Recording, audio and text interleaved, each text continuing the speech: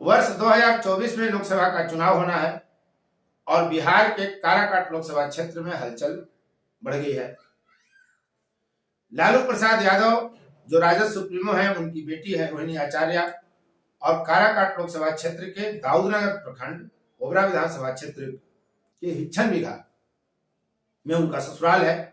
राव रणविजय सिंह जो हिच्छन बिघा के थे और आयकर विभाग में उच्च अधिकारी रहे हैं, उनकी वो बहू है, पुत्रवधू है रोहिणी आचार्य।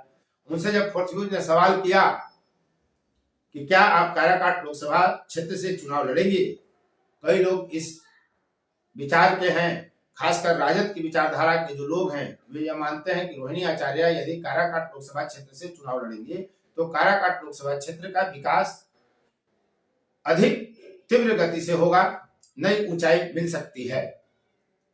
क्या कुछ हुआ, हम दिखलाएंगे आपको कि कैसे हमने रोहिणी आचार्य को घेरने का प्रयास किया और अंततः उन्होंने क्या जवाब दिया। जो कहती रही कि हमको राजनीति में नहीं आना है, चुनाव नहीं लड़ना है, वो फिर कैसे अपनी बात कह देती हैं और कैसे संकेत देती हैं कि वो काराकाट लोकसभा का चुनाव लड़ेंगे। इस वीडियो में हम इसी बात का विश्लेषण करेंगे, लेकिन थोड़ा सा काराकाट लोकसभा क्षेत्र का आपको संक्षिप्त इतिहास बता देते हैं। बहुत नया ये लोकसभा क्षेत्र है। 2009 के लोकसभा चुनाव में यह वजूद में आता है और यहां से पहली बार महाबली सिंह लोकसभा सदस्य के रूप में निर्वाचित होते हैं। काराकाट, औरंगाबाद और रोहतास दोनों जिले के 3-3 विधानसभा क्षेत्र को मिलाकर बना है। जदयू और भाजपा तब गठबंधन में थी, साथ चुनाव लड़ते हैं और महाबली सिंह पहले सांसद काराकाट लोकसभा क्षेत्र के बनते हैं। तब उनको 34.1% वोट मिला था, जबकि राजद की तरफ से डॉक्टर कांति सिंह जो केंद्र में मंत्री रही हैं, उनको मात्र 30.6% वोट मिलता है। 2014 में राजनीतिक समीकरण बदल जाते हैं। राष्ट्रीय लोक समता पार्टी लेकर उपेंद्र कुशवाहा आते हैं, उनके साथ भाजपा का गठबंधन होता है। राजद अलग चुनाव लड़ती है और जदयू अलग चुनाव लड़ती है। बीते 3 चुनाव में ये पहली ऐसी स्थिति रही है जब 3 प्रमुख दल अलग अलग चुनाव लड़ रहे थे। भाजपा रालोसपा के उपेंद्र कुशवाहा को टिकट देती है और वो 42.90% वोट लाकर विजेता बनते हैं। राजद की फिर डॉक्टर कांति सिंह चुनाव लड़ती हैं और 29.58% लेकर दूसरे स्थान पर रह जाती हैं, लेकिन तब निवर्तमान सांसद जदयू के महाबली सिंह को मात्र 9.79% ही वोट हासिल होता है। फिर 2019 का लोकसभा चुनाव आता है और जदयू भाजपा एक हो जाते हैं। तब फिर महाबली सिंह चुनाव जीतते हैं और 47.21% उनको वोट मिलता है। रालोसपा तब राजद के साथ थी, कांग्रेस, वाम दल सब साथ थे। जो अभी वर्तमान महागठबंधन है उसमें से माइनस जदयू लगभग एक साथ लोग थे 2019 के लोकसभा चुनाव में, और तब यहां से उपेंद्र कुशवाहा चुनाव हार जाते हैं। उनको मात्र 37.19% वोट मिलता है। 3 लोकसभा चुनाव हुए हैं, तीनों बार कुशवाहा जाति का ही यहां चुनाव जीत सका है और यादव कभी यहां से सांसद का चुनाव नहीं जीत सके। तो क्या ये जातीय समीकरण भी इस बार बदलेगा? क्योंकि यह तो तय है कि जदयू के जो सांसद हैं उनमें से किसी न किसी का तो पत्ता कटना है, क्योंकि गठबंधन में सीटें उतनी नहीं मिलेंगी जितना सांसद अभी जदयू के पास लगभग 17 है। तो ऐसे में राजद को भी सीटें चाहिए, कांग्रेस को भी सीटें चाहिए, वाम दलों को भी सीटें चाहिए। तो एक चर्चा तो यह भी रही है कि ओबरा में कांति सिंह के पुत्र ऋषि यादव को इसीलिए सीट दिया गया था कि काराकाट लोकसभा क्षेत्र से महागठबंधन राजा राम सिंह को टिकट देगा, जो 2 बार ओबरा विधानसभा से विधायक रह चुके हैं। ऐसी स्थिति में क्या यदि जदयू, कांग्रेस, भाकपा माले, राजद का जो महागठबंधन बिहार में तैयार हुआ है और अभी तक एकजुट दिख रहा है, उसमें काराकाट लोकसभा का सीट जो है वो किसके खाते में जाएगा? क्या यह राजद के खाते में जाएगा? जब तक यह सीट राजद के खाते में नहीं जाता है तब तक रोहिणी आचार्य प्रत्याशी नहीं बन सकती। लेकिन तमाम किंतु परंतु के बावजूद यह अंतिम सत्य माना जा रहा है कि यदि लालू प्रसाद यादव चाह लें, राजद चाह ले, रोहिणी आचार्य चुनाव लड़ना चाह लें, तो काराकाट उनके खाते में चला जाएगा और ये सुरक्षित सीट माना जा रहा है। इसके बावजूद कि अभी तक यहाँ सिर्फ और सिर्फ कोयरी यानी कुशवाहा जाति का ही सांसद 3 बार निर्वाचित हुए। तो क्या यादव समाज का कोई व्यक्ति और खासकर रोहिणी आचार्य 2024 के लोकसभा चुनाव में काराकाट लोकसभा क्षेत्र की प्रत्याशी होंगी। लोगों का यही कहना है।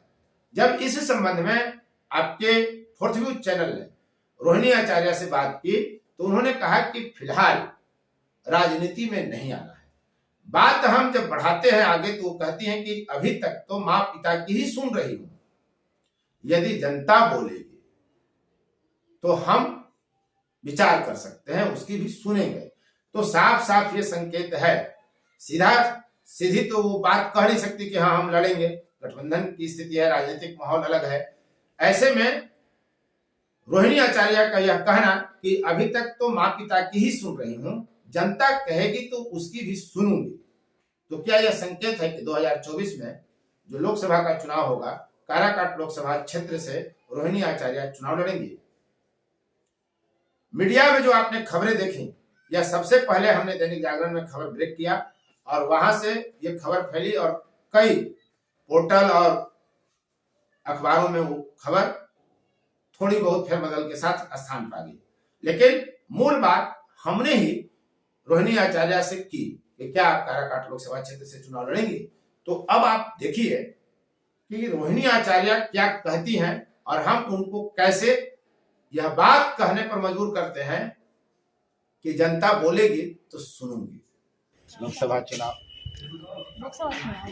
विधानसभा में पता नहीं हमको, हम तो अभी आए हुए हैं। चुनाव कहीं से लड़ना है ना? नहीं एकदम नहीं। अभी कहाँ, लेकिन आप बहुत सक्रिय रहती हैं राजनीति में, तो अलग बात है। खूब ट्वीट करते हैं। अब मेरा अपना जो ओपिनियन है, मैं अपना फेसबुक के माध्यम से या अपना सोशल मीडिया के माध्यम से विचारधारा कोई काराकाट से हम लोग मान के चलें कि नहीं आएंगे? नहीं, अभी कहाँ हम लोग कुछ बोला कहाँ है अभी तो ऐसा भी कुछ नहीं है। अच्छा, इनका इरादा हो जाएगा तो टिकट मांगना है। पैसा पूछ रहे हैं, कब मांगना है आपको ही पूछ रहे हैं। मतलब नहीं, यहाँ तो मान के चलें कि काराकाट भी आ सकती हैं, ओबरा भी आ सकती हैं। आप पर जब तक जनता के बीच में नहीं रहेंगे टिकट क्यों मिलेगा? फील्ड वर्क करना पड़ेगा तभी ना। टिकट थोड़ी आपका फील्ड वर्क हो रहा है ना, सोशल मीडिया से इतना फील्ड वर्क हो गया, तो हवा हवाई वाला थोड़ी वही नेता कौन नहीं जानता है। परिचय दे, आपको परिचय देना, हमने भी कोई जनमानस में बैठे। जनता की मैंने मांग एक तरह से अपेक्षा है कि अगर आप आती हैं काराकाट से या ओबरा से तो यहाँ स्वाभाविक है कि विकास ज्यादा होगा बाकी लोगों की बनस्पत।